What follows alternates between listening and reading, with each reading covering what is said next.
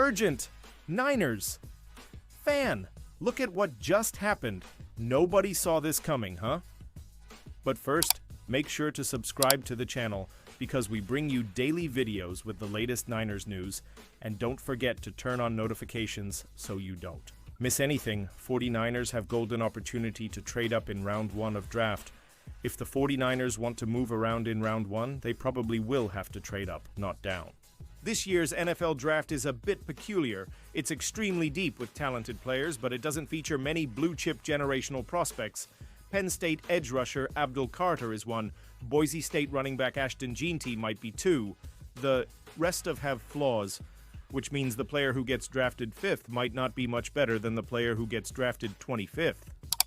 That's why teams seem to want to trade down this year, get as many second and third tier prospects as possible because there simply aren't many top-tier players. The 49ers are in an awkward spot. They currently own the 11th pick. If they want to trade down, they might not find a team that's eager to trade up with them. Why move up to 11 when you can draft a comparable player at 21? So if the 49ers want to move around in round 1, they probably will have to trade up, not down. I'm guessing there are teams currently picking in the top 10 that aren't enamored with the players who will be available and would be willing to move down 5 to 10 spots. And the 49ers might be the only team that's willing to trade up, which means they might be able to do so at a discount. If there's a player the 49ers really like, this is the year to move up and get him. If they love Missouri offensive tackle Armand Membou, they should trade their second-round pick to move up a few spots and take him. Make a bold move. Pausing this news just to say that if you want YouTube to keep recommending the latest Niners news to you, it's very important that you leave a like on this video. Thanks. Now let's get back to the news. 49ers trade for $51 million, Eagles flop. Predicted by insider New San Francisco 49ers. Defensive coordinator Robert Saleh knows how to utilize good defensive players and turn them into great ones. He did that many times in his first stop with the team, as well as when he was head coach with the New York Jets.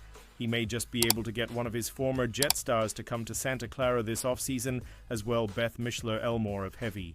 Com named Philadelphia Eagles defensive end Bryce Huff, who signed a 3-year, $51 million deal with the club last offseason, as a potential trade fit for the 49ers at this time of the offseason.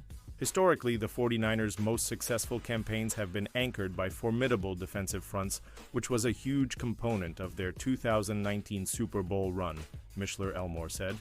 To replicate such success, it's imperative for the team to invest in top-tier pass-rushing talent. Maybe Huff isn't that guy, but it might be worth a try for a Niners team looking for all the sparks it can get. Huff recorded 17 5-sacks in 4 seasons with Saleh and the Jets with a career-high 10 during the 2023 season. He signed a 3-year deal with the Eagles last offseason for $51 million. His time in Philly, though, was nothing short of a disaster. Huff struggled with playing against the run and wasn't impactful as a pass rusher. He only recorded 2 5-sacks in 2024 and was a healthy scratch during the team's Super Bowl win in February. Moving Huff would make sense for the Eagles at this time.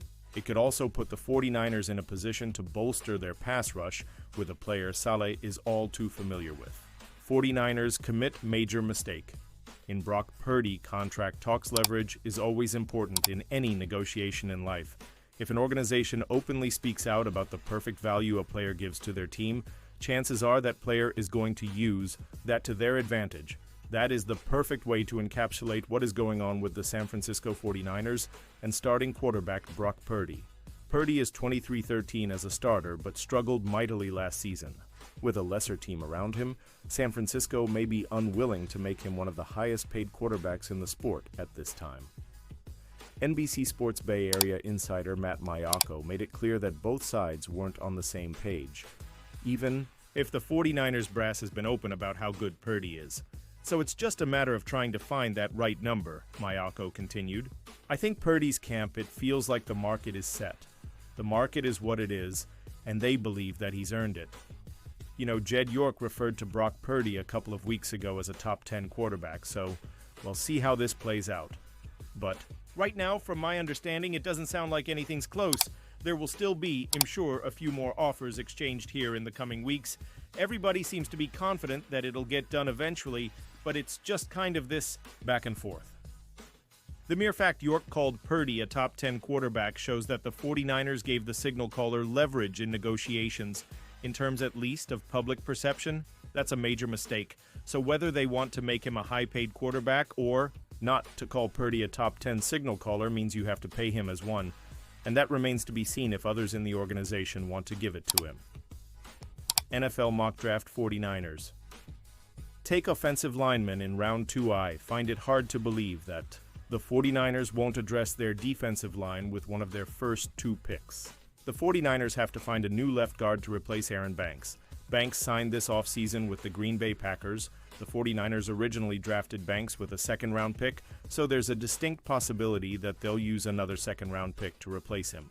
That's why NFL.com's Chad Reuter projects the 49ers to pick Ohio State guard Donovan Jackson in round 2. Jackson has the athleticism for all tasks as an outside zone blocker, writes NFL.com analyst Lance Zierlein. He is also able to accelerate and lead the way on long pulls or counters. He leans against stunting slanting fronts, and he can be tardy in opening his hips and activating his feet for recoveries. Has long but punches with wider hands and struggles to consistently maintain his edges when mirroring. Overall, Jackson has the measurables, power, and movement for any scheme as a starting guard. Jackson would be a great pick if the 49ers are looking for a guard who's quick and agile like Dominic Puni, their third-round pick last year. But if they're looking for someone like Banks, they might draft someone with a bit more mass and power, considering Banks weighs 325 pounds and Jackson weighs 315 pounds. Unfortunately for the 49ers, Arizona's Jonah Savaiinaia isn't available in this mock draft. The Raiders took him with the 37th pick. He would be a perfect replacement for Banks. Jackson is a solid second option. Still, I find it hard to believe that the 49ers won't address their defensive line with one of their first 2 picks. San Francisco 49ers insider suggests head-turning Brock Purdy trade. The San Francisco 49ers and quarterback Brock Purdy have not had a great start to contract negotiations from all the reports that have swirled around. Purdy is looking for a major pay raise following his first 3 seasons with the team. Has looking to get paid somewhere close to $60 million, along the same lines as Dak Prescott got with the Dallas Cowboys. With talks not seemingly progressing, some wild ideas have come out about what the 49ers should do. One San Francisco insider offered a head-turning blockbuster Purdy trade this week. Grant Cohn of 49ers on SI took to X to share an idea that would cause a major stir across the NFL. He thinks the team should trade Purdy to the Tennessee Titans for a second-round pick and then draft a quarterback. Trade Brock Purdy to the Titans for their second-round pick and draft a quarterback. 49ers, Cohn posted. Trade Brock Purdy to the Titans for their second-round pick and draft a quarterback. 49ers. Grant Cohn, April 19, 2025.